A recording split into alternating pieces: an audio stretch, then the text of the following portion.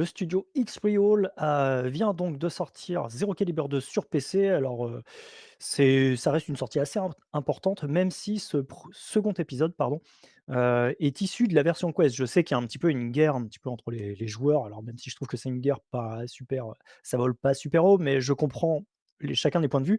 Le premier Zero Calibre avait été développé sur PC et c'est vrai qu'encore aujourd'hui, quand tu lances sur ton PC, alors il y a certaines textures qui ont vieilli, mais le jeu reste quand même assez vachement beau, je trouve, Très capable, ouais. dans le casque visuellement, et je sais que c'est une demande des joueurs, tu vois, d'avoir des beaux jeux et cetera. Enfin, en tout cas, il y a toute une partie de joueurs qui en manquent de ça parce que, bah, ça commence à manquer clairement, et pour le coup, bah, là, Zero Calibre 2 sur PC, il est plus beau que sa version sur Quest.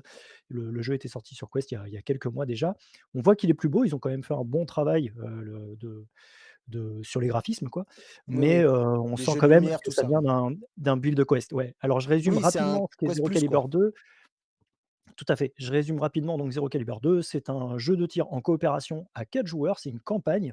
Il y a aussi un mode PVP, mais c'est vraiment la campagne qui fait le sel du jeu principal.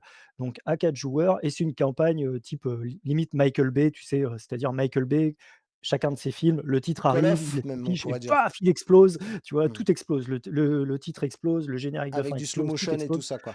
Mmh. C'est ça. Là, c'est pareil dans ce jeu-là, dès que tu tires sur une porte, elle explose, c'est assez rigolo. Donc c'est voilà, c'est très arcade, mais bah, écoute, c'est pas des jeux qu'on a souvent. On a beaucoup de shooters, mais scénarisés comme ça, c'est assez rare mine de rien, et en plus de surcroît en coopération, donc si vous êtes sur PC VR, c'est une bonne pioche quand même.